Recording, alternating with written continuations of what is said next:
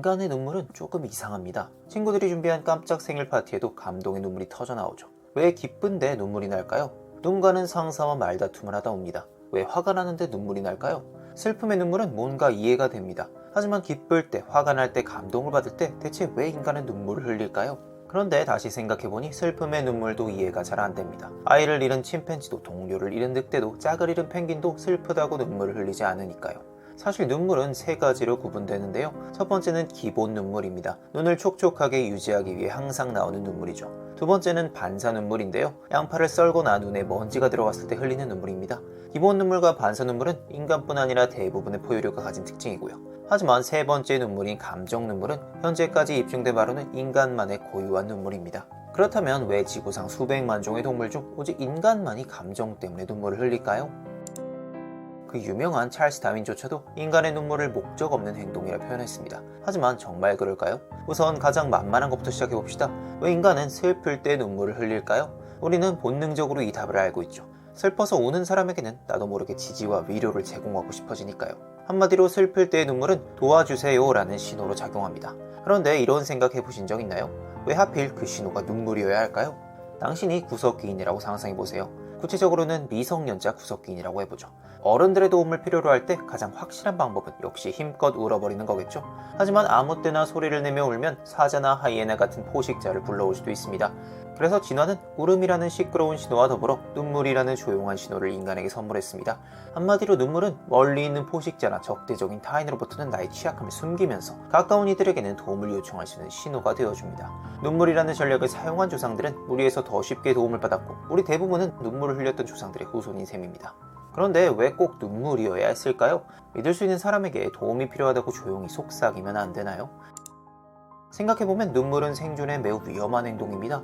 눈물을 흘리면 시야가 흐려지고 제대로 보기 어려워집니다. 완전한 무방비 상태가 돼버리죠. 그럼에도 불구하고 인간은 눈물을 흘려왔습니다. 왜일까요? 바로 그 무방비 상태, 그 취약함이 핵심입니다. 수컷 공작의 거대한 꼬리는 생존에 불리합니다. 도망치기도 어렵고 포식자에게도 잘 보이죠. 그런데도 그렇게 화려한 꼬리를 유지한다면 암컷 공작들은 이렇게 생각하게 됩니다. 저런 불리함을 감당할 만큼 저 수컷은 건강한가 보다. 진화심리학에서는 이를 정직한 신호라 불러요. 이 신호를 믿어도 괜찮아. 왜냐면 거짓말하기엔 너무 많은 비용이 드니까. 눈물은 어떨까요? 눈물 흘리는 사람은 나는 지금 스스로를 방어할 수 없을 만큼 취약하고 힘든 상태야. 이런 정직한 신호를 보내고 있는 셈입니다. 실제 실험에서도 눈물을 글썽인 사람들이 더 신뢰할 만한 사람으로 평가받아 타인으로부터 도움받을 확률이 높아졌고요. 한마디로 눈물은 거짓으로 만들어내기 어렵습니다. 당신이 눈물을 흘리는 순간 상대방은 본능적으로 당신을 돕고 싶어지고요. 하지만 모든 눈물이 같진 않습니다. 슬플 때의 눈물이 도와주세요 라는 요청이라면 화날 때의 눈물은 대체 뭘까요? 기쁨의 눈물과 감동의 눈물은요? 학자들은 말합니다. 슬픈 상황과 분노 상황에서 흐르는 눈물은 표면적으로는 달라 보이지만 둘 다 무력감과 좌절감 때문에 발생한다고요. 사람들은 자신이 문제를 해결할 방법이 없다고 느낄 때 눈물을 터뜨리게 된다고요. 분노 상황에서의 눈물은 어쩌면 이런 의미를 담고 있을지도 모릅니다.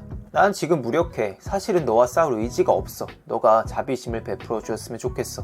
연인과 말다툼할 때를 떠올려보죠. 이상하게도 당신이 울기 시작하자 상대방의 목소리는 누그러져 공격적이던 태도도 변합니다. 실제로 눈물은 상대의 분노를 누그러뜨리는 효과가 있어서 상대방의 공격적 감정이 약해지고 용서를 이끌어낸 사례가 많다고 합니다. 결국 슬픔의 눈물은 주변의 공감과 도움을 이끌어내고 분노의 눈물은 갈등 상황에서 자기 방어를 포기하고 취약함을 보임으로써 상대의 공격 의지를 꺾는 쪽에 가깝습니다.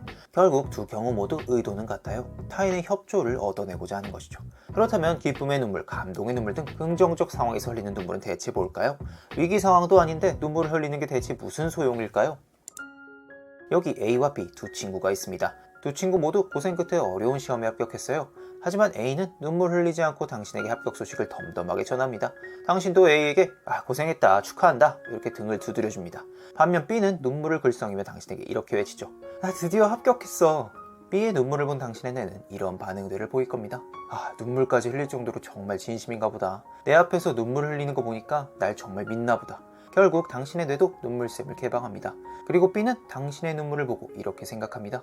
나와 같이 기뻐서 울어주다니 날 정말 믿고 소중히 여겨주는구나. 그렇게 당신과 B의 유대감은 대폭 강화되겠죠. 하지만 2015년 예일대 심리학자 오리아나 아라곤 연구팀은 기쁨의 눈물에 대해 신박한 해석을 추가했는데요. 실험 참가자들은 너무 귀여운 걸 보고는 이빨을 꽉 깨물거나 손을 꽉 쥐거나 너무 귀여워서 짜증나 이렇게 말했습니다. 대체 왜 귀여운데 짜증이 날까요? 아라곤 박사는 이를 이중 감정 표현이라 정의합니다. 인간의 뇌는 감정을 너무 강하게 느낄 때 이 감정이 위험할 수 있다고 판단합니다. 그래서 반대 정서를 유발하는 식으로 균형을 맞추려고 하죠. 마찬가지로 너무 기뻐서 펑펑 우는 사람도 감정적 흥분이 너무 커서 뇌가 스스로 브레이크를 거는 행동으로 설명됩니다. 그렇다면 감동의 눈물은 뭘까요? 다시 A와 B를 생각해 봅시다. 당신은 두 친구에게 감동적인 영상을 공유해줘요. A는 눈을 꿈뻑이며 영상을 보고는 흥미롭다 이렇게 평가했지만 B는 오열하며 영상을 보내요. 당신의 뇌는 B를 보며 이런 생각을 하게 됩니다. 역시 B는 공감 능력도 높고 도덕성도 높은가 봐. 분명 믿을 만한 협력 상대인 것 같아. 눈물은 단순한 생리적 반응이 아닙니다. 눈물은 사회적 소통 도구로서 나의 감정 상태와 의도를 타인에게 명확히 전달하고 서로의 유대감과 신뢰도를 높이고 도움, 용서, 공감 등을 이끌어내는 전략적 기능을 수행하죠. 모든 종류의 눈물은 결국 인간관계에서 협력과 유대를 강화하는 진화적 도구라고 볼 수 있습니다. 정리해보면 영장류 중 가장 협동적으로 진화하는 인간이 감정적 눈물을 흘리는 건 절대 우연이 아닙니다. 눈물은 사피엔스의 번성에 기여한 고등한 행동이며 수십만 년 전부터 현재까지 우리를 인간답게 만들어준 진화의 선물입니다. 어쩌면 눈물을 흘리는 그 순간 우리는 가장 인간다운 인간이 되는지도 모르겠습니다. 오늘도 끝까지 들어주셔서 감사합니다.